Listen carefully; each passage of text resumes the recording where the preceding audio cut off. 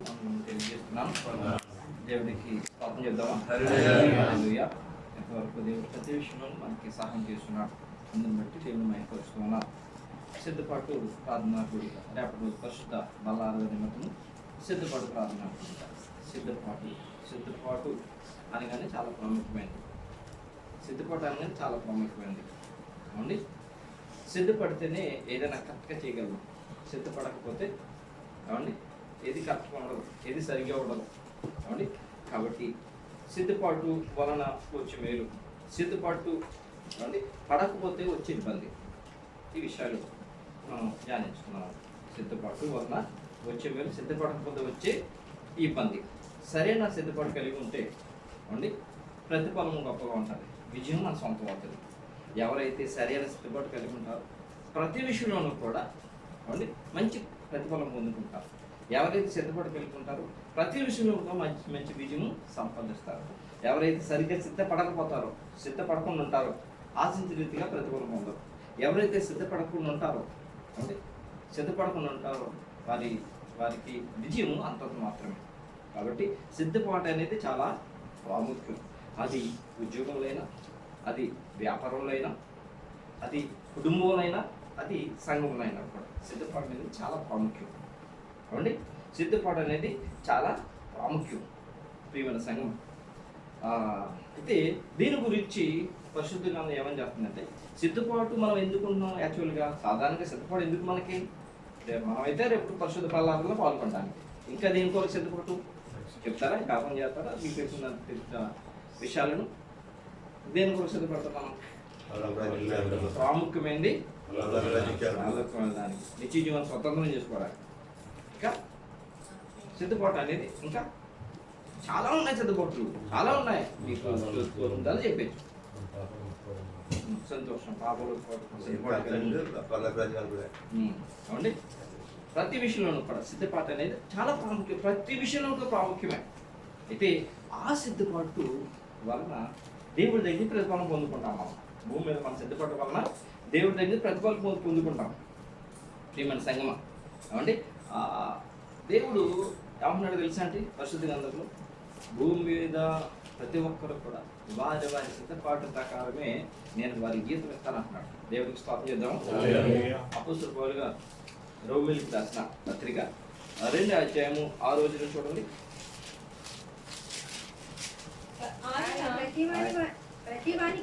ఆయన ప్రతివానికి వాని క్రియలు చెప్పిన ప్రతిఫలం ఇచ్చును. ఆయన ప్రతివానికి, స్త్రీ అయినా పురుషుడైనా ఎవరికైనా, ఈ దేశస్తులైనా మరొక దేశస్తులైనా, పరలోకమందున్న తండ్రిని ఎవరైతే ఆశ్రయిస్తారో, ఎవరైతే ఆయన ఇష్ట ప్రకారం చేస్తారో వారికి వాని క్రియలు చెప్పిన, వారు ఆశించిన రీతిగా అండి, వారు ఆశించిన రీతిగా ఆయన వారికి ఇస్తాడు. అనగా సరైన సిద్ధపాటు కలిగి ఉన్నారనుకోండి, ఆ ప్రకారమే వారికి ఆశించిన రీతిగా దొరుకుతుంది. అవునండి, వాని క్రియలే చెప్పిన, క్రియ అంటే పని, చేసే మంచి పని, సత్క్రియ, మంచి క్రియను బట్టి ప్రతిఫలం దొరుకుతుంది. 7వ చూడండి ఏమంటున్నారు ఆయన? సత్క్రియను ఓపికగా చేయొచ్చు, మహిమను ఘనతను అక్షయతను వెతక వారికి నిత్య జీవం ఇచ్చిన దేవుడికి స్తోత్రం.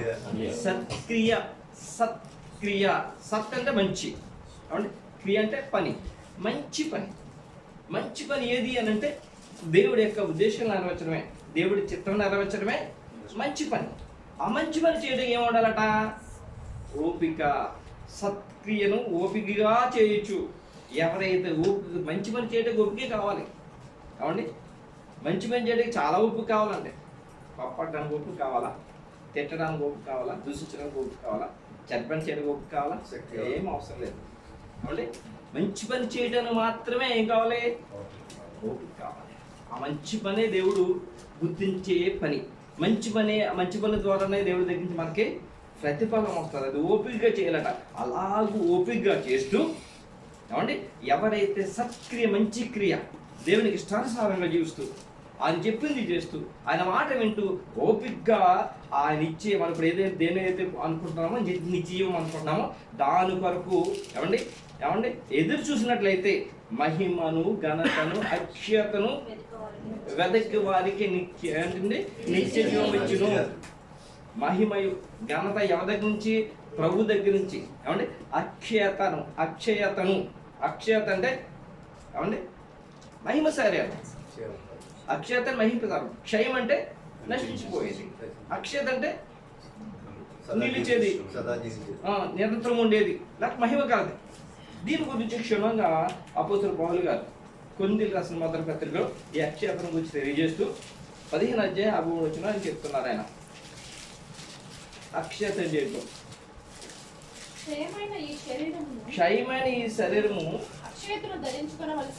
సరిపోతుందండి. అక్షయతను ధరించుకోవలసి ఉంది. క్షయం అంటే మట్టి నుంచి వచ్చింది, మళ్ళీ మట్టిలో కలిసిపోతాయి. అవండి. మరి ఇక ఆత్మ మహిమను ధరించుకుంటుంది. దేవుడికి స్తోత్రం. అంటే మహిమను ధరించుకుని ఎక్కడికి వెళ్తుంది? నిత్య జీవానికి వెళ్తుంది. దేవుడికి స్తోత్రం చేద్దాం. ఎవరైతే సత్క్రియ ఓపికగా చేస్తారో, అంటే దాని నిమిత్తం ఎలా ఉండాలి? సిద్ధపడి కలిగి ఉండాలి. సత్క్రియ చేయడానికి, సత్క్రియ మంచికి చేయడానికి ఎలా ఉండాలంటే ఓపిక కలిగి ఉండాలి. చాలా ఓపిక ఉండాలి. అబ్రహాము గారు నీతిమంతులను ఎందుకు పేరు తెచ్చుకున్నాడు? ఓపిక. అంటే నేను అబ్రహాము దేవుడిని, ఇస్సాకు దేవుని, యాకోబు దేవుణ్ణి అన్నాడు. లేకపోతే వెనుబాబు శైలేష్ గారు దేవుడు అన్నాడు ఆయన. అబ్రహాము, ఇస్సాకు, యాకోబు వాళ్ళ ఓపిక దేవుని నామమున మహిమ కలుగును గాక.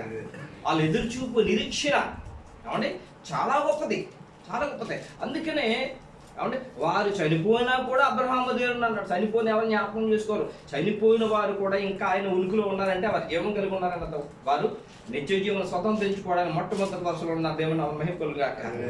ఏమండి? అంటే ఓపికగా వారు చేశారు. అబ్రహాము, ఇస్సాకు, యాకోబులు ఓపికగా ఉన్నారు. ప్రభు అలా చెప్తే విన్నారు. అయితే దానికన్నా మంది అయితే ఓపిక యొక్క గొప్పతనం బాగా తెలియాలనుకోండి. ఏమండి? దానికి మరి చూడండి, దానికి ఎదుర్కొండే దాని గురించి మనం జ్ఞాపకం చేసుకోవాలి. దాన్ని జ్ఞాపకం చేస్తున్న పౌలు గారు చూడండి 8వ వచనం.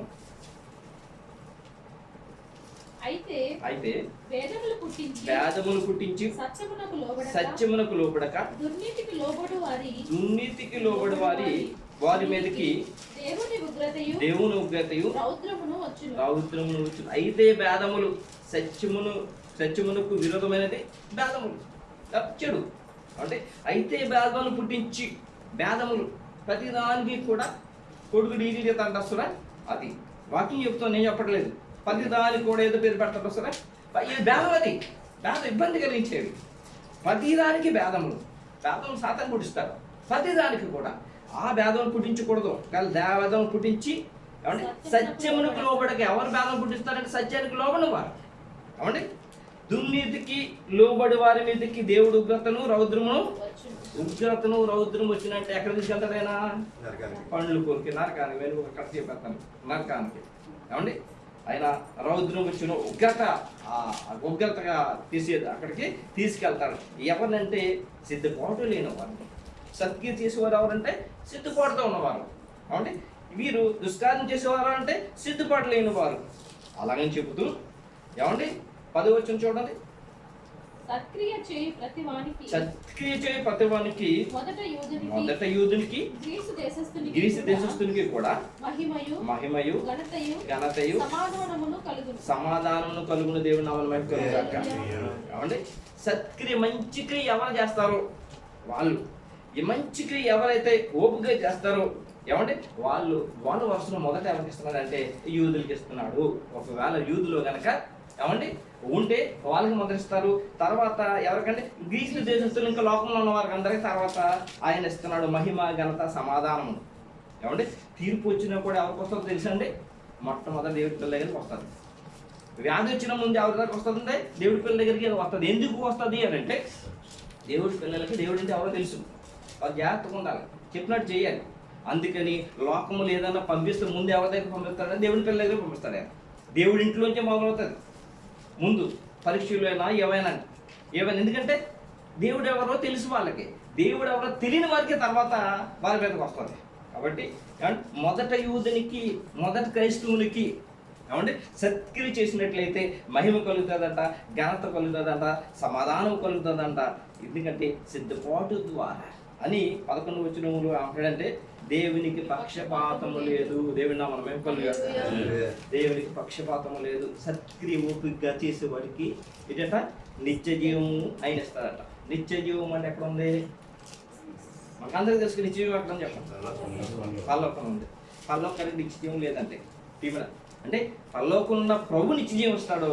నిత్య జీవం తీసుకున్న వారు ఎక్కడ ఉంటారు? పరలోకంలో ఉంటారు. అయితే పరిస్థితుల్లో చాలా జాగ్రత్తగా ఆలోచించాలి. మనం చాలాసార్లు పరలోకం ఉంటాం కదా. పరలోకం నుంచి వచ్చాము, కానీ తర్వాత ఈ నిత్య జీవము లోకములు ఇచ్చే వారిని అందరినీ కూడా పరలోకం నుంచి పరలోకానికి తీర్పు తీసుకెళ్తారు. చనిపోయిన అందరినీ ఈ యొక్క సమాధులను తీసుకెళ్ళి తీర్పు తీసుకెళ్ళి ఆ తర్వాత నిత్య జీవం ఇచ్చే వారికి అందరూ కూడా ఒక పట్టణాన్ని ఆయన సిద్ధపరిచించాడు. ఒక పట్టణాన్ని, ప్రత్యేకమైన పట్టణాన్ని సిద్ధపరిచించాడు. ఎలాగైతే ఈ లోకం ఉందో అలాగే మరొక లోకాన్ని సిద్ధపరిచించాడు. ఎవరికంటే సత్క్రియ ఓపికగా చేసి మహిమను ఘనతను అక్షతను వెదికే వారికి ఒక మహాపట్టణాన్ని సిద్ధపరిచించాడు ఆయన. దాని గురించి ప్రభువు యేసుక్రీస్తు అన్నారు, మీకు స్థలము సిద్ధపరచ వెళుచున్నానని. ఆ విషయాన్ని నేను అక్షరసారం చూపిస్తాను. ఎందుకంటే పొద్దుట ఎవరితోనని చెప్పినప్పుడు మనం చెప్పగలగాలి. దేవుడు పరలోకాన్ని తీసుకెళ్ళేది అంటే భూమి నుంచి పరలోకానికి తీసుకెళ్ళి తప్పనిసరిగా తీర్పులు పెడతాడు. తీర్పు అయిపోయిన తర్వాత ఇదిగో ఎవరైతే దుష్కారం చేస్తారో, వేదన పిలుస్తారు, ఎవరైతే సరిగా దేవుని మాట వినరో వారిని తీసుకెళ్ళి ఇదిగో నరకానికి అప్పచెప్తారు. మంచికి సత్క్రియ ఓపికగా చేసి వాళ్ళందరినీ కూడా ఆయన నిత్య జీవంలో ఉంటారు. నిత్య జీవం ఎక్కడుంది అని అంటే ఆ నిత్య జీవము అనగా నిరంతరము జీవించే జీవితము దేవుడికి ఇచ్చే పిల్లలకి దేవుడికి ఇస్తున్నాడు కదా. వారికి ఒక రాజ్యాన్ని ఏర్పాటు చేస్తున్నాడు, ఒక పట్టణాన్ని ఏర్పాటు చేస్తున్నాడు.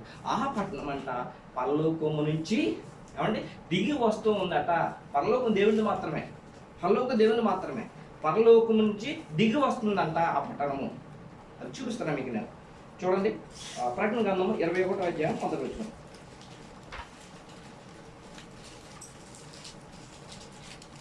ప్రకటన గ్రంథము 21వ అధ్యాయం 1వ వచనం. అంతటి నేను క్రొత్త ఆకాశమును క్రొత్త భూమిని చూచితిని. మొదటి ఆకాశమును మొదటి భూమి గతించిపోయాను, సముద్రం ఇక లేదు. మరియు నూతనమైన యెరూషలేము పరిశుద్ధ పట్టణము, ఆ పరిశుద్ధ పట్టణము తన భర్త కొరకు అలంకరింపబడిన పెళ్లి కుమార్తె వలె సిద్ధపడి పరలోకమందున దేవుని యొద్ద నుండి దిగి వచ్చుట చూచుకుని దేవుడికి స్తోత్రం చెప్తాం. ఎవరు అంటున్నారంటే యోహాను గారు అంటున్నారు. యోహాను గారు దర్శనం ద్వారా చూశారు. భూమి మీదకి దేవుడు పంపిస్తున్నాడు కదా. పంపించిన ఎవరైతే సత్క్రియ చేస్తారో, దేవుని ఇష్టాన్ని నెరవేరుస్తారో, దేవుని ఇష్టాన్ని చేస్తారో, అందులో సిద్ధపడతారో, అందులో బాధలు నింపుతారు, కష్టాలు నింపుతారో, వాళ్ళందరూ కూడా నిరంతరం ఉండడానికి ఒక పట్టణాన్ని ఆయన సిద్ధపరిచించాడు. పట్టణాన్ని ఆ పట్టణము ఎలాగుంటుందంటే ప్రియమైన సంగమ, అది ఎలా ఉంటుందంటే మరి తన భర్త కొరకు అలంకరింపబడిన పెళ్లి కుమార్తె వెళ్ళి సిద్ధపడుందట. తన పెళ్లి చాలా ప్రాముఖ్యమైనది. పెళ్లిని దేవుడు ఘనమైనదిగా చేశాడు. పెళ్లి చాలా ప్రాముఖ్యమైనది. పెళ్లి విషయంలో వరుడు కొరకు వధువుని ఎంత చక్కగా సిద్ధపడతారో తెలుసా అండి. అన్నీ ఎదుగుతారు. ఏమన్నా తక్కువ పలాన్ తక్కువ అంటారు. బాధ్యత పట్టుకొచ్చి అక్కడ పెడితే కానీ పెళ్లి కూతురు అక్కడి నుంచి కదలవారు ఉంటారు కదంటారా. ప్రతిదీ కూడా పెళ్లి కూతురు ఇవ్వాలి.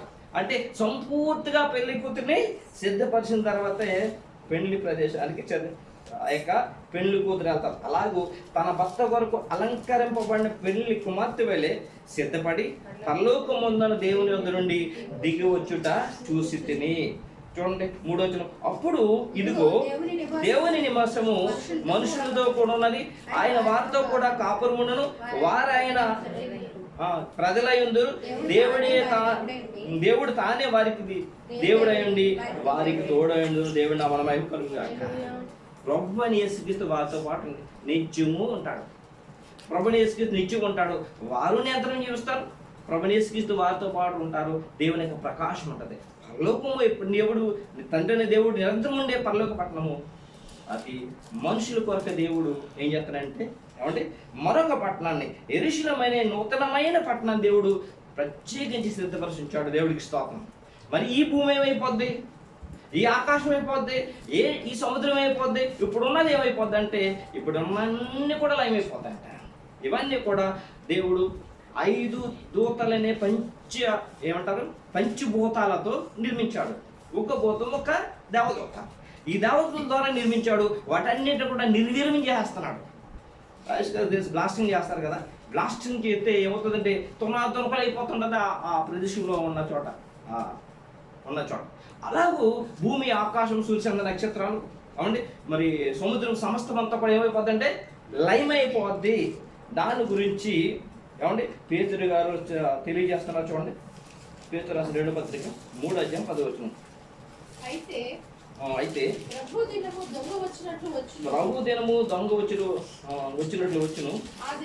ఆ దినమున ఆకాశములు మహాధ్వనితో గతించిపోను, పంచభూతములు వికటమైన వేండ్రముతో లయమైపోను, భూమియు దాని మీద ఉన్న కృత్యములను కాలిపోవును. ఇవన్నీ ఇట్లు లయమైపోయినవి కనుక ఆకాశములు రగులుకొని లయమైపోయినట్టు పంచభూతములు మహావేంద్రముతో కరిగిపోవునట్టు దేవుని దినపు రాకడ కొరకు కనిపెట్టుచు దానిని ఆశతో అపేక్షించుచు మీరు పరిశుద్ధమైన ప్రవర్తనతో భక్తితో ఎంతో జాగ్రత్త గలవారై ఉండవలెను. అయినను మనం ఆయన వాగ్దానమును బట్టి కొత్త ఆకాశము కొరకును కొత్త భూమి కొరకును కనిపెట్టుచున్నాము. వాటి యందు నీతి నివసించును. ఇప్పుడున్న భూమి, ఆకాశములన్నీ కూడా లయమైపోతాయి. కొత్త ఆకాశము, కొత్త భూమి అయినా తన పిల్లల కొరకు, పరిశుద్ధుల కొరకు, సత్క్రియోపుగా చేసే వారికి ఆయన నిర్మించి ఉన్నాడు. యెరూషలేమా, నూతన యెరూషలేమా, మనుషులతో దేవుని సహవాసమా. యెరూషలేమా, నూతన యెరూషలేమా, మనుషులతో దేవుని సహవాసమా. నీ కొరకై మేము ఎదురు చూస్తూ ఉన్నాము, ప్రభు సన్నిధిలో పరవశించాలని ఆశ కలిగి ఉన్నాము. నీ కొరకై మేము ఎదురు చూస్తూ ఉన్నాము, ప్రభు సన్నిధిలో పరవశించాలని ఆశ కలిగి ఉన్నాము. యెరూషలేమా, యెరూషలేమా, దేవుని పరిశుద్ధ పట్టణమా, మా దేవుని పరిశుద్ధ పట్టణమా. యెరూషలేమా, యెరూషలేమా, దేవుని పరిశుద్ధ పట్టణమా, మా దేవుని పరిశుద్ధ పట్టణం. ఆ పరిశుద్ధ పట్టణంకై సత్క్రియ ఓపికగా చేయాలి. ఏమండి, పంచక్రియ అంటే దేవుడు ఏది చెప్పాడో ఏమండి అది చేయడానికి ఎలా ఉండాలి? భూమి మీద శక్తులు కలిగి ఉండాలి. సిద్ధపడటం గురించి పెద్దోళ్ళ గురించి ఏమన్నా కొంచెం బాధపడతారు కాబట్టి చిన్నపిల్లల గురించి చెప్తారు. చిన్నపిల్లలు మాట బాధపడరు కాబట్టి మా పిల్లలు అసలు మాట్లాడతాం ఏమండి. కాబట్టి మరి చిన్నపిల్లల గురించి చెప్తానమాట. అంటే పేరు పెట్టాలని ఏమనుకోద్దామా? అయితే ప్రతి పిల్లలు, ప్రతి తల్లిదండ్రులు ఏమండి, ప్రతి తల్లిదండ్రులు ఏమండి పిల్లలు స్కూల్కి పంపిస్తారు కదా. పిల్లలు స్కూల్కి పంపించినప్పుడు స్కూల్లో టీచర్ చక్కగా చెప్పినవన్నీ కూడా ఏమండి వినేసి ఏ రోజుకి ఆ రోజు హోంవర్క్ చేసుకున్నారనుకోండి. ప్రతిరోజు టీచర్ చెప్పింది వినేసి ఏమంటే హోంవర్క్ చేసుకుని ఏ రోజుకి ఆ రోజు సిలబస్ కంప్లీట్ చేసుకున్నారనుకోండి, ఎగ్జామ్ వచ్చినప్పుడు ఎవరు భయపడతారంటారా? భయపడతారా? అసలు భయపడరు. ఎందుకు సిద్ధపడిపోయి ఉన్నారు ఏమండి, సిద్ధపడిపోయి ఉన్నారు. మరి కొంతమంది పిల్లలు హోంవర్క్ రాయరు, సరిగ్గా చదవరు. మరి ఎగ్జామ్ అంటే భయపడరా? తప్పనిసరి భయపడతారు ఏమండి, తప్పనిసరి. ఎందుకంటే ఏం లేదు, సిద్ధపడలేదు. చిన్నపిల్లలు నన్ను ఏమంటారని చెప్పి చిన్నపిల్లని చెప్పాను నేను. ఇక్కడ తమ్ముడు ఉన్నాడు, ద్రోణుడు ఉన్నాడు, చిన్నపిల్లని చెప్పాను నేను. అంటే సిద్ధపాటు గురించి ఉదాహరణగా చెప్తున్నాను అంతే. మీ పిల్లలు మీకు కాదు. అంటే సిద్ధపాటు కలిగి ఉంటే ఎలా ఉంటుంది అనే ఉద్దేశం, సిద్ధపాటు కలిగి ఉంటే ఎలా ఉంటుంది ఉద్దేశం. ఇప్పుడు శిష్యుల గురించి చెప్తాను. ప్రభువు అయిన యేసుక్రీస్తు వారు 3.5 సంవత్సరాలు ఈ లోకంలో ఉన్నారు. అంటే 3.5 సంవత్సరాలు ఈ లోకంలో ఉన్నప్పుడు ఆయన ఎంతమంది శిష్యులు ఏర్పాటు చేసుకున్నారు? ఎంతమంది అమ్మలు ఎంతమంది శిష్యులు ఏర్పాటు చేసుకుని ప్రభువు యేసుక్రీస్తు వారి లోకంలో ఉన్నప్పుడు 12 మంది. దేవుడికి స్తోత్రం. ఏమంటే ఎవరు చెప్పలేదు పక్కనే. ఏమంటే 12 మంది ఏర్పాటు చేసుకున్నారు. దేవుడు మమ్మల్ని దీవించింది కాక. అంటే 12 మంది శిష్యులు ఏర్పాటు చేసుకుని 3.5 సంవత్సరాల సువార్త ప్రకటిస్తున్నప్పుడు ప్రభువు యేసుక్రీస్తు ఏ గ్రామంకి వెళ్తే ఆ గ్రామం, ఏ పట్టణంకి వెళ్తే ఆ పట్టణం, ఏ ఊరికి వెళ్తే ఆ ఊరు ఆయనతో పాటు తీసుకెళ్తా ఉంటూ ఆయన వెళ్ళిన చోటల్లా స్వస్థపరుస్తూ, దెయ్యాలు వెలగొడుతూ, అనేక రోగాలను వెలగొడుతూ, స్వస్థపరుస్తూ అనేక కార్యక్రమాలు చేస్తూ ఉండగా శిష్యులు వారితో పాటే ఉన్నారు. 3.5 సంవత్సరాల పాటు ఉన్నారు. ఒక రోజుని ప్రభువు యేసుక్రీస్తు రూపాంతర కొండ మీదకి అంటే యాకోబు, యోహాను, పేతురుని తీసుకుని రూపాంతర కొండలోకి వెళ్ళాడు. ఆయన రూపాంతర కొండలోకి వెళ్ళాడు. ఆయన ఆట సమయం పడుతుంది. కింద ఎంతమంది ఉన్నారు? 12 ముగ్గురు తీసి ఎంతమంది ఉన్నారు? 9 మంది ఉన్నారు. ఎక్కడ? కొండ కింద. కొండ కింద 9 మంది ఉన్నారు. అప్పుడు ఒక ఆయన చాందర రోగం పట్టిన కుమారుని తీసుకొచ్చాడు. అంటే కొత్త దెయ్యం అన్నమాట. ఆ దెయ్యం ఏం చేస్తుందంటే నెలలోనూ అగ్నిలోనే కుర్రని పడేస్తుందంట. అడు నువ్వురు కాల్చుకుంటే కింద పడుకో దుల్లేస్తుంటాడంట. ఒకవేళ అక్కడ అగ్ని ఉంటే అగ్ని పడిపోతాడు, లేకపోతే నీళ్ళు ఉంటే నీళ్ళు పడిపోతాడు. ఎవరు చూడకపోతే చనిపోతాడు. అలాంటి కుర్రను తీసుకొచ్చి 9 శిష్యుల దగ్గరికి తీసుకొచ్చాడు. ఎందుకంటే ప్రభువు యేసుక్రీస్తు వెళ్ళిన చోట్ల కూడా శిష్యులు వస్తున్నారు. గొప్ప కార్యాలు చేస్తున్నప్పుడల్లా శిష్యులు వస్తున్నారు. శిష్యులు కూడా చేస్తారనుకోవాలి కదా. ప్రభువు యేసుక్రీస్తుని ఏమన్నారు శిష్యులు? ఏమనేవారు? ఏమని పిలిచేవారండి? బోధకుడా, టీచర్, మై టీచర్. యేసుక్రీస్తు ఎవరికి? శిష్యులకి టీచరు. మరి టీచర్ దగ్గర 3.5 సంవత్సరాలు తీర్చుకున్న శిష్యులు ఎలా ఉండాలి? వాళ్ళు కూడా రెడీ అయిపోవాలి, సిద్ధపాటు కడుగు ఉండాలి. అయితే ఆయన తీసుకొచ్చి అయ్యా నా కుమారుని దయచేసి స్వస్థపరచండి అంటే వాళ్ళు ఏమీ చేయలేకపోయారట. ఇప్పుడు వాళ్ళు ఎలా ఉన్నారు? సిద్ధపాటు కలిగి ఉన్నారు? సిద్ధపాటు కలిగలేరా? చెప్పాలి. సిద్ధపాటు కలిగలేదు. సిద్ధపాటు కలుగుంటే ఇమ్మీడియట్గా స్వస్థపరిచేస్తారు కదండి. సిద్ధపాటు కలిగలేరు. ఆ తర్వాత ప్రభువు యేసుక్రీస్తు కొండ మీద దిగి వచ్చి వాళ్ళు అడిగితే అయ్యా మీ శిష్యుని నేను అడిగాను అయ్యా నా కుమారుని తీసుకొని స్వస్థపరచుకొని, వారు ఏం చేయలేకపోతే చూడండి. నేను నా సొంత మాటలు మత్తయి సువార్త 17:16 మత్తయి సువార్త 17:16 నీ శిష్యుల వద్దకు వానిని తీసుకొని వచ్చింది కానీ వారు వానిని స్వస్థపరచలేకపోయారని చెప్పిన సరిపోతారు. వారు ఏం చేస్తారట? స్వస్థపరచలేకపోయారట. 3.5 సంవత్సరాలు ప్రభుత్వం కూడా ఉండి మరేంటి? వాళ్ళు ఏమి లేదు, సిద్ధపాటు లేదు. అప్పుడు ప్రభు గారు ఏమన్నారు తెలుసా అండి? ప్రభువు యేసుక్రీస్తు వారు అన్నారు, ఎంతకాలం మిమ్మల్ని సహింతును. ఆయన ఏమన్నారు తెలుసా? అంటే విశ్వాసము లేని మూర్ఖతనం వారులారా. ఏమన్నాడు అయితే ఆయన? పూర్వకాలం ముందు మేము చదువుకున్నప్పుడు ఇప్పుడైతే ద్రోణని కానీ, తమ్మని కానీ, పింక్రెల్ని కానీ, సారమ్మని కానీ ఎవరు కొట్టట్లేదు. మేము చదువుకున్నప్పుడు హోంవర్క్ చేయకపోయినా, ఏమంటే బోర్డు మీద చెప్పింది రాకపోయినా, ఒకవేళ యూనిట్ టెస్ట్లోని సరిగ్గా అంటే ఆయన అడిగినప్పుడు చెప్పకపోతే బెస్ట్ వచ్చి పట్టుకొని కొట్టుకోరు. అనుభవం కొంతమంది ఉంది. చూడండి అని చెప్తున్నారు. ఏమంటే భయపడి చదివేసుకోవాలి బాగా. ప్రిపేర్ సంఘం ప్రభువు యేసుక్రీస్తు వారు ప్రేమ చూస్తున్నారు కాబట్టి ఏమీ నేర్చుకోలేదు. అందుకని ఏమన్నా తెలుసా? విశ్వాసము లేని మూర్ఖతనం వాళ్ళారా. ఎక్కడికి వెళ్ళిపోవడం తెలుసా అంటే ప్రభుతో ఉండి ఐగుప్తు నుంచి కనాను దేశం వెళ్ళడానికి మధ్యలో వాళ్ళు విశ్వాసం లేకుండా తమ ఆధిక్యతను పోగొట్టుకున్న వారిని జ్ఞాపకం చేస్తూ విశ్వాసము లేని మూర్ఖతనం వాళ్ళారా, సిద్ధపాటు లేని వాళ్ళారా 17:17 చూడండి. అందుకు యేసు విశ్వాసము లేని మూర్ఖతనం వాళ్ళారా, మీతో నేను ఎంతకాలం ఉందును, ఎంతకాలం మిమ్మల్ని సహింతును. సరిపోతుంది. ఎంతకాలం మీతో ఉంటాను నేను? ఎంతకాలం ఉంటాడు ఆయన? 3.5 సంవత్సరాలు ఉండే తర్వాత ఉండడు కదా. ఇంకెప్పుడు నేర్చుకుంటారు? చదువు కూడా తల్లిదండ్రులు చక్కగా చదివించినప్పుడు పిల్లలు చక్కగా చదువుకుంటే వారి యొక్క భవిష్యత్తు చాలా బాగుంటుంది. వెనుకొకటి వాళ్ళ 18 గారి గురించి చెప్తున్నారు. దీపంలో చదువుకున్నారంట ఆయన. మంచి ఉద్యోగం, దేవుడి స్తోత్రం. అన్ని దేశాలు తిరిగి దేవుడు గొప్ప ఆదిత్యాడు దేవుడు. ఆయనకి దేవుడు అప్రమైపోయింది కదా. ఏమంటే అలాగా ఏమంటే అవకాశం ఉన్నప్పుడు, దేవుడు అవకాశం ఇచ్చినప్పుడు మరి ఏం చేయాలి? చక్కగా చదువుకోవాలి. లేకపోతే ఏదైనా మనం టైం ఇచ్చినప్పుడు చక్కగా ఉండాలి. లేక ఒక ఉద్యోగం మనకు దొరికినప్పుడు నమ్మకం ఉండాలి. ఒక పని చేసినప్పుడు నమ్మకం చేయాలి. ప్రతి విషయంలో కూడా చేస్తే తప్పసరిపో వాని క్రియలు చెప్పి ప్రతిఫలము ప్రతి ఒక్కరికి దొరుకుతుంది. ప్రియమైన సంగమం, నీకు ఎంతకాలం ఉంటాను? అని ప్రభుని యేసుక్రీస్తు అంటారు. ఎందుకంటే వారికి ఏం లేదు, సిద్ధపాటు లేదు ప్రియమైన సంఘం.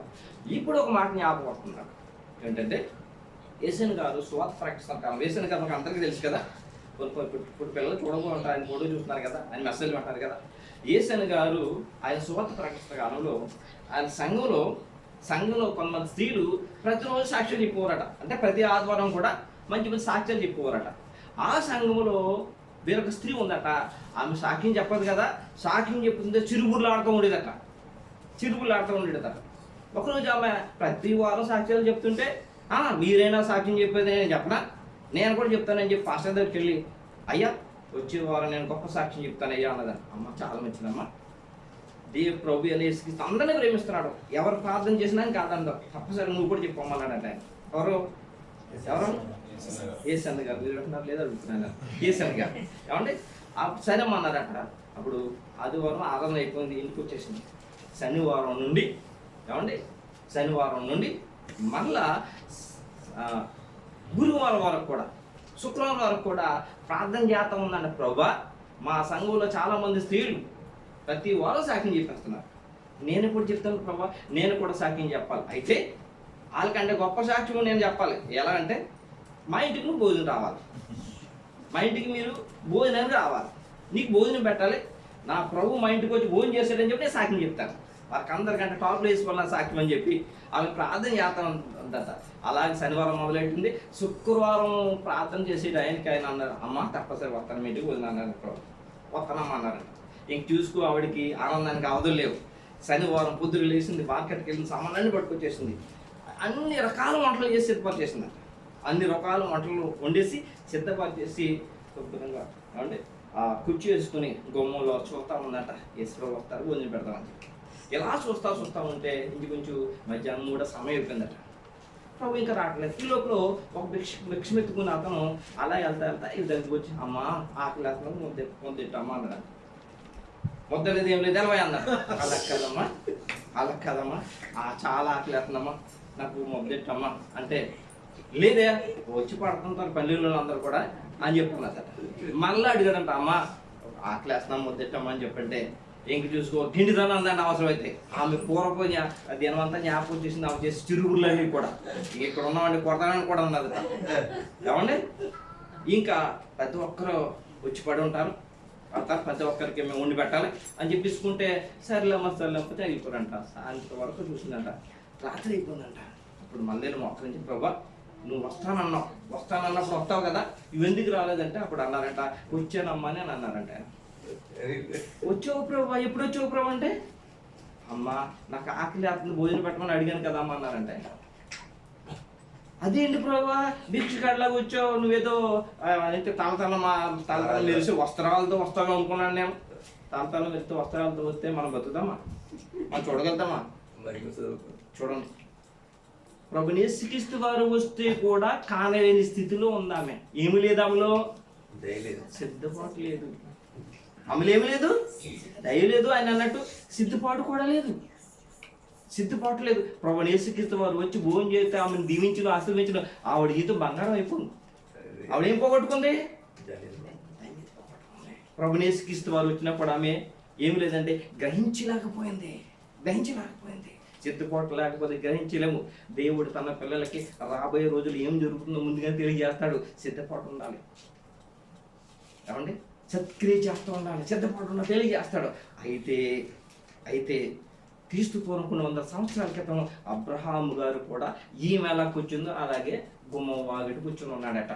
ఏమండి, క్రీస్తు పూర్వం 100 సంవత్సరాల క్రితం అబ్రహాం గారు కూడా ఆయన ఎక్కడ కూర్చున్నాడట, గుమ్మం వాగిటి కూర్చున్నాడట. ఆయన ఏమండి మమ్రే దగ్గర ఉన్న సింధూర వనంలో అబ్రహాము గారు ఎండవేళ గుడారపు వద్ద కూర్చుని ఉన్నాడట. ఏమండి, మనము అప్పుడప్పుడు తీగ మళ్ళీ వేసుకున్నాం కదా, గుర్తుంటే తీగ మళ్ళీ మామూలు మళ్ళీ కింద ఉంటాయి. తీగ మళ్ళీ వేసుకున్నాం అనుకోండి, చక్కగా ఇటుబడి దాటి పాకించుకోవచ్చు.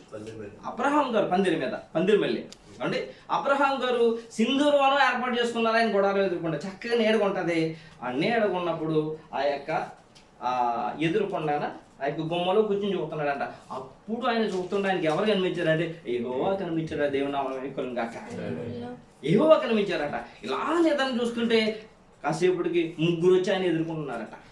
అవునండి, ముగ్గురు వచ్చి ఆయన ఎదుర్కొన్న వెంటనే ఆయనకు సాక్షాంగ పడి వారికి అందరికీ భోజనం చేత పడితే వారు భోజనం చేసే వరకు అక్కడ నుంచున్నట. వెనకాల భోజనం చేసిన తర్వాత వారిని దేవుడు దీవించాడు. నేటికి మీదికి సంవత్సరానికి నీ భార్య నీకు ఒక కుమారుని కట్టదని దేవుడు నామమున మహిమ గాక. నా సొంత మాట కాదు. చూడండి, ఆదికాండము 18వ అధ్యాయము చూడండి, కొన్ని వచనాలు చూద్దాం. 10 నుండి. మరియు మా చదవం. మమ్రే దగ్గర ఉన్న సింధూర వనంలో అబ్రహాము ఎండవేళ గుడారపు ద్వారం వద్ద కూర్చుని ఉన్నప్పుడు యెహోవా అతనికి కనబడెను. అతడు కనులెత్తి చూసినప్పుడు ముగ్గురు మనుషులు అతని ఎదుట నిలబడిరి. అతను వారిని చూసి గుడారపు వాకిటి నుండి వారిని ఎదుర్కొనుటకు పరిగెత్తి నేలమట్టుకు వంగి నీ కటాక్షం నా మీద ఉన్న ఎడల ఇప్పుడు నీ దాసుని దాటుకోవద్దు.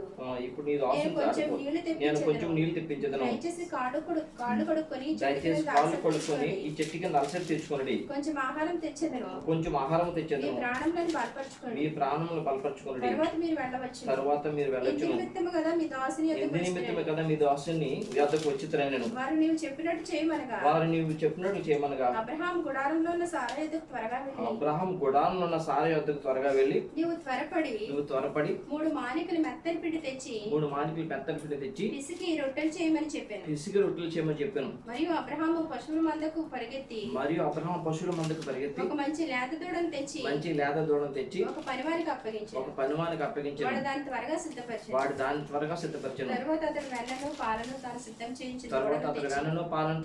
చేయించిన దూడను తెచ్చి వారి ఎదురు పెట్టి వారు భోజనం చేయుచుండగా వారి యొద్ద ఆ చెట్టు కింద నిల్చుండెను. వారు అతనితో నీ భార్య అయిన సారా ఎక్కడ ఉన్నదని అడుగగా అతడు అదిగో గుడారంలో ఉన్నదని చెప్పాను. అందుకైన మీదటికి ఈ కాలం నీ యొద్దకు నిశ్చయంగా మనలో వచ్చేదను. అప్పుడు నీ భార్య అయిన సారాకు ఒక కుమారుడు కలుగునని చెప్పగా సరిపోతున్నా. దేవుడికి స్తోత్రం. మనం ఇంటికన్నా విందుకెళ్ళి తప్పనిసరిగా ఏదో స్వీట్ గీట్ ఏదో పట్టుకెళ్తాం లేదా భోజనం పెట్టి. దేవుడు కూడా భోజనానికి వస్తే ఏమి ఇస్తాడో తెలుసండి. ఆ దీవుని ఇస్తాడు, ఆశీర్వదిస్తాడు. ఏమన్నా ఆ స్త్రీ అది పోగొట్టుకుని సిద్ధపడలేదు కాబట్టి, ఈ అబ్రహాము గారు ఎల్లవేళల్లో సిద్ధపాటు కలిగి ఉన్నాడు కాబట్టి ఏమండి ఆశీర్వాదం పొందుకున్న దేవుని నామమున మహిమ కలుగును గాక. సిద్ధపాటు ఆశీర్వాదం తీసుకొస్తుంది. సిద్ధపాటు మేలు తీసుకొస్తుంది. సిద్ధపాటు ఏమండి ప్రభు కొరకు బతికేటట్లు చేస్తుంది. దేవుని నామమున మహిమ కలుగును గాక. రాము ఆశీర్వాదం పొందుకున్నాడు, దేవుని పొందుకున్నాడు. ఎన్నాళ్ళు చూసిన దేవుని పొందుకున్నాడు. దేవుని నామమున మహిమ కలుగును గాక. సిద్ధపాటు చాలా ప్రాముఖ్యమైనది. అదే సిద్ధపాటు గురించి మనం సిలువ ఉన్నాం కాబట్టి అదే సిద్ధపాటు గురించి ప్రభువు యేసు క్రీస్తు వారు తన శిష్యులకి చాలాసార్లు చెప్పారు. ఇదిగో మనం ఎరుసలేము వెళ్తున్నాం. మనుషులకు శాస్త్రులు పరిచయులు అంటే ప్రధాన యాజకులు ఆయన్ను చిత్రహింస పెట్టి కొట్టి చంపుతారు, 3వ దినాన లేస్తానని చెప్పి చాలాసార్లు చెప్పాడు ఆయన. ఆ విషయం పట్టపడ చదివి వినిపించేస్తాను నేను. తర్వాత ముందుకు వెళ్ళిపోతాను. మార్చి 10:32.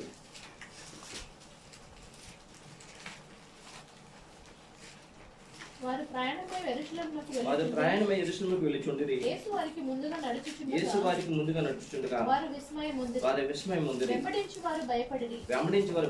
అప్పుడు ఆయన మరలా 12 శిష్యులను పిలుచుకొని తనకు సంభవింపబో వాటిని వారికి తెలియచెప్పన ఆరంభించి ఇదిగో మనం యెరూషలేమునకు వెళ్ళుచున్నాం. మనుష్య కుమారుడు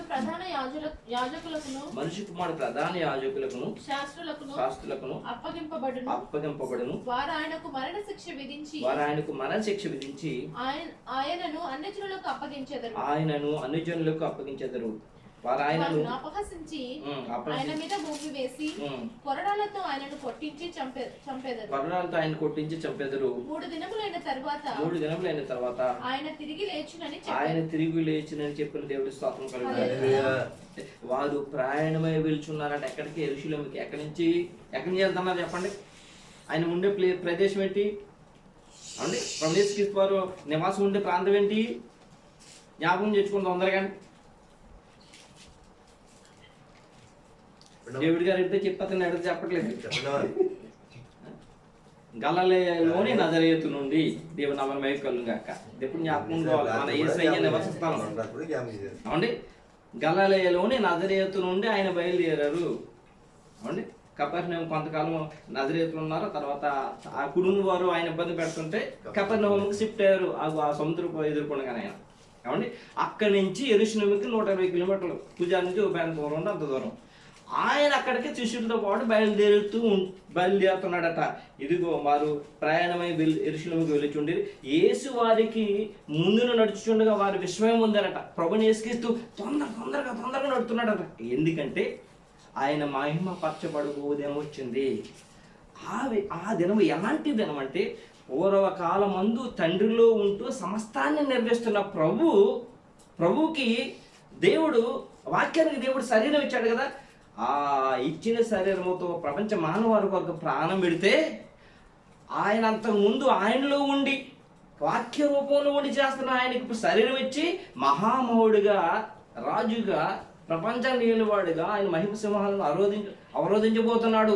ఆ గొప్ప స్థితి కొరకు ఆనందంతో గొంతులు వేస్తూ ఆయన అర్థం విస్మయం పొందారట. ఎవరో శిష్యులు. వారి ప్రయాణమై యెరూషలేముకి వెళ్ళుచుండిరి.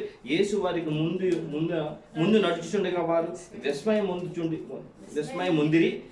వెంబడించి వారు భయపడిరి. అప్పుడైనా మరలా 12 శిష్యులను పిలుచుకుని తనకు సంభవింపబో వాటిని వారికి, ఇప్పుడు మనం యెరూషలేము కలిసి ఉన్నాం.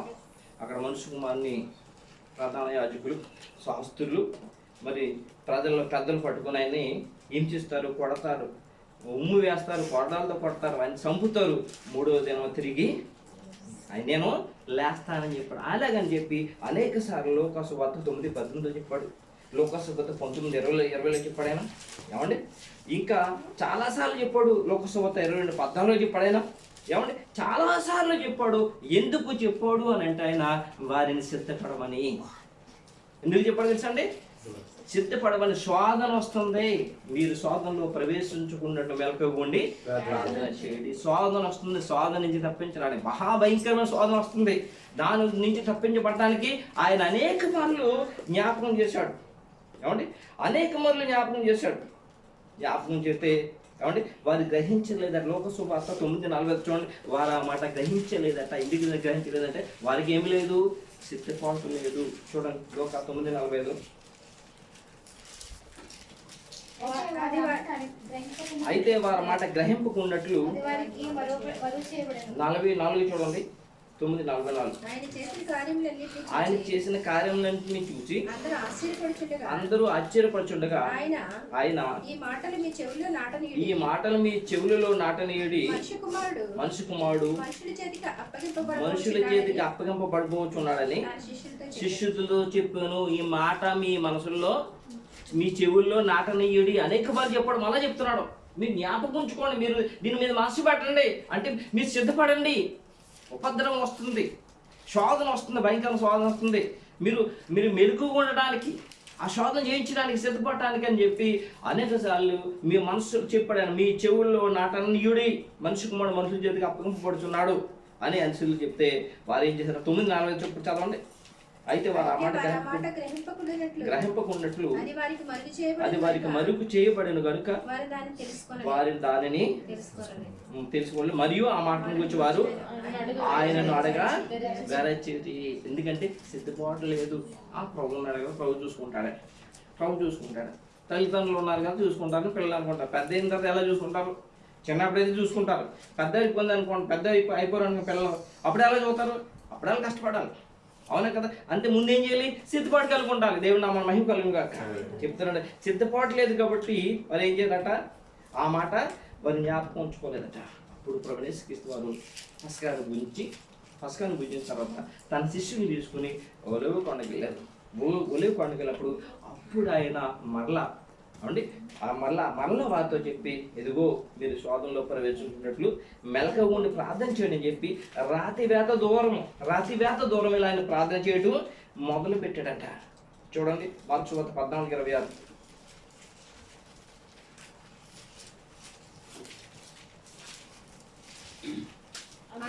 అంతటి వారు కీర్తన పాడి ఒలీవ కొండకు వెళ్ళిరి. అప్పుడు యేసు వారిని చూసి మీరందరూ అభ్యంతర పడిదరు, గొర్రెల కాపరిని కొట్టుదును, గొర్రెలు చెదిరిపోవును అని వ్రాయబడి ఉన్నది కదా. గొర్రెలు చెదిరిపోయిన రాయబడి ఉన్నది కదా. సరిపోతుందండి. ఏమండి, మీరందరూ మేల్కొండి ప్రార్థన చేయుడి అన్నాడు ఆయన. ప్రార్థన చేయడు. లోక 22:40 చూడండి. లోక 22:40.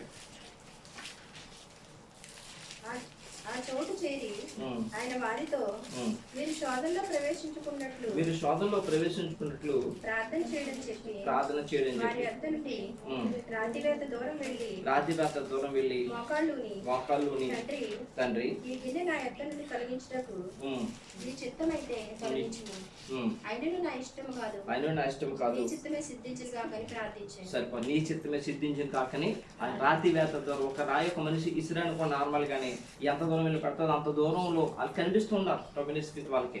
మీరు ఇక్కడ ప్రార్థన చేయండి, నేను ప్రార్థన చేస్తానని చెప్పి ఆయన శోధన గురించి రాబోయే శోధన గురించి ప్రార్థన చేస్తా ఉన్నారు. శిష్యులైతే దాన్ని ఏమీ మనసులో పెట్టుకోలేదు. ప్రభునేశ్వరీస్తు వారు వెళ్ళే ముందు కూడా అన్నారు. ఆయన ఆ యొక్క ఒలివ కొండ నుంచి వెళ్ళే ముందు కూడా అన్నారు, ఇదిగో మీరు నన్ను నా గురించి అభ్యంతర పడతారు. మీరు చదువుకున్నారు కదా, అభ్యంతర పడతారు, నేను ఎవరినో మీకు తెలియదని చెప్తారు. అంటే పేదలు ఏమన్నాడు తెలుసా అండి? పేదలు ఏమన్నాడు, ప్రభువా నేను ఎవరు అభ్యంతరం పడినా కూడా నేను అభ్యంతరం పడనని చెప్పాడు. ఏమండి చూడండి, మరొకసారి చూడండి, మార్కు 14:26 చూడండి. అప్పుడు యేసు వారిని చూసి మీరందరూ అభ్యంతర పడెదరు, గొర్రెల కాపరిని కొట్టుదును, గొర్రెలు చెదరిపోవును ఆయన రాయబడి ఉన్నది కదా. అయితే నేను లేచిన తర్వాత మీకంటే ముందుగా గలిలయలోనికి వెళ్ళేదనను. సరిపోతుందండి. అయితే నేను లేచిన తర్వాత మీకంటే ముందు గలిలకి వెళ్ళేదని చెప్పి, ఇదిగో సాతాను మమ్మల్ని నాకు అప్పచెప్పమంది మిమ్మల్ని జలించడానికి. అయితే నేను వేడుకున్నాను, తండ్రి వేడుకున్నాను, పేతురు నీకు మనసు వచ్చిన తర్వాత లేక నువ్వు బలపడిన తర్వాత నీ శిష్యుని బలపరచమని చెప్పి ఆయన అన్నప్పుడు, అప్పుడు పేతురు గారు 29 అంటాడు చూడండి. ఆయన అందుకు పేతురు అందరూ అభ్యంతర పడినను నేను అభ్యంతర పడినని ఆయనతో చెప్పగా యేసు అతన్ని చూసి నేటి రాత్రి కోడి 2 మార్లు కూయక నువ్వే నీవు నన్ను ఎరగనని ముమ్మారు చెప్పదు అనేను. దేవుడికి స్తోత్రం కలుగును. పేతురు అన్నాడు, ప్రభా అదేంటి ప్రభా, నిన్ను మాత్రం వదిలిపెట్టిన అవసరం అయితే నా ప్రాణాలు ఇవ్వటానికైనా సిద్ధపడతాను. మామూలు మాటలు. ఈ మాటలు ఎలా ఉంటాయంటే సిద్ధపడినప్పుడు వచ్చే మాటలు ఇవి. సిద్ధపడినప్పుడు వచ్చే మాటలు వేరేగా ఉంటాయి. అదేంటి ప్రభా నీతో ఉన్న నిన్ను ఎలా వదిలిపెడతా అవసరం అయితే నీకు వరకు ప్రాణమైనా ఇస్తానన్నాడట ఆయన. అవునండి, ప్రాణమైనా ఇస్తానండి. మిగతా శిష్యులందరూ కూడా అదే విధంగా చెప్పాలంట. అవునండి, తర్వాత మరిఖండితంగా నేను నీతో కూడా సావాల్సి వచ్చినను 37 రాబడి ఉంది. వచ్చినను నిన్ను ఎరగనని చెప్పనను అట్లు వారందరూ కూడా అన్నారట. అప్పుడు అందరూ కూడా అన్నారట. అయితే ఎప్పుడైతే ప్రభునేశ్వరీస్తు వారిని వచ్చి రాను వారు పట్టుకున్నారో వారందరూ ఏమైపోయి తెలుసండి, ప్రభునేశ్వరీస్తుని పెట్టి అందరూ పారిపోయారట. మార్కు 14:50 రాయబడి చూడండి. మార్కు సువార్త 14:50. అప్పుడు వారందరూ ఆయన విడిచి పారిపోయాడు. ఒక యవనస్తుడు అయితే దిగంబరగా పారిపోయాడు. మార్కు 14:50 చూడండి. దిగంబర శరీరం మీద నారబట్టు వేసుకుని ఉన్న ఒకడు పడుచువాడు ఆయన వెంట వెళ్తుండగా వారు అతను పట్టుకునేది. అతడు నారబట్ట విడిచి దిగంబరుడే పారిపోయిన, అంటే శరీరం పైన ఒంటి పైన టవల్ వేసుకున్నాడు. అతను టవల్ వేసుకున్నాడు అనమాట. దిగంబరు అంటే శరీరానికి ఈ పొట్ట భాగానికి పై భాగానికి ఏమీ లేదు, సట్ట వేసుకోలేదు అతను. కానీ ఎప్పుడైతే అతను కూడా పట్టుకోవడం ప్రయత్నం చేశారో ఏమండి, అతను ఆ బట్టను దుబ్బెట్టి పారిపోయాడు దిగంబరాడు. కానీ అంటే వాళ్ళ ఛాలెంజ్ ఏమైపోయింది, సిద్ధపాటు లేని ఛాలెంజ్. సిద్ధపాటు కలిగి ఉన్నారనుకోండి తప్పనిసరిగా నిలబడి ఉంది. దేవుడి ఏర్పాటు ఇంకే విధంగా ఉంది. ప్రభుని యేసుక్రీస్తుని మాత్రమే చంపుతారు కానీ వాళ్ళు చంపరు. ప్రభుని యేసుక్రీస్తే కావాలి వాళ్ళకి. కాబట్టి వేరే ఎదుగు మరి సిద్ధపాటు లేదు కాబట్టి ఏమైపోయారంటే పారిపోయారు. దేవుని సందులో సరిగ్గా ఉన్నవారు సరైన సిద్ధపాటు లేకపోతే కూడా ఇలాంటివే జరుగుతాయి. ఇలాంటివి జరుగుతాయి. దేవుళ్ళు సన్నిధిలో ఉన్నంత మాత్రమే, లేకపోతే దేవుని ఆలయంలో ఉన్న సమయంలో మాత్రమే మన హృదయం దేవుని వైపు ఉంటుంది. ఎందుకంటే దేవుని ఆత్మ మనం వచ్చి సంచారం చేస్తుంది కాబట్టి. దేవుని ఆత్మ ఉంటుందంటే అప్పుడు ఏమనుకుంటామంటే నేను తప్పనిసరిగా నా దేవుడి కొరకు నిలబడాలి, నా దేవుడి కొరకు జీవించాలి, గొప్ప కార్యాలు చేయాలనుకుంటాం. ఎప్పుడైతే గడపదారి బయటకు వెళ్ళిపోతామో మనం వేసుకున్న ఒట్టి తీసుకొట్టి తిట్టేస్తాం. ప్రియమైన సంగమా, ఇది లోకంలో ఉన్నది. సరైన సిద్ధపాటు ఉండాలి. మీరు శోధనలో ప్రవేశించుకున్నట్లు మెలకువగొండి ప్రార్థన చేయడం. 2 సార్లు వచ్చాడు. అయ్యో మేము ప్రార్థన చేయమన్నాను కదా, మీరు ఎందుకు నిద్రపోతున్నారని. ఆయన 3వసారి వచ్చి ఇక లేకంటే సమయం వచ్చేసిందని చెప్పి ఆయన.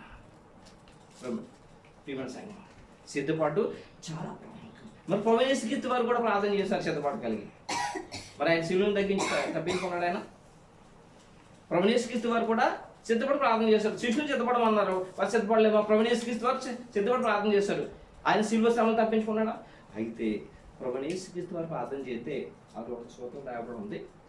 ఒక దేవదూత వచ్చి ఆ యొక్క శ్రమను తట్టుకోవడానికి దేవదూత వచ్చి ఆయన ఏం చేసిందట, బలపరిచిందట. లోక 24:3 చూడండి. అప్పుడు పరలోకం నుండి ఒక దూత ఆయనకు కనబడి ఆయనను బలపరిచెను. శిలువ మీదకి ఎక్కే వరకు కూడా ఆయన కొట్టి దెబ్బలు ఏదైతే ఉన్నాయో సామాన్య మానవుడు కొన్ని దెబ్బలకి చనిపోతారన్నమాట.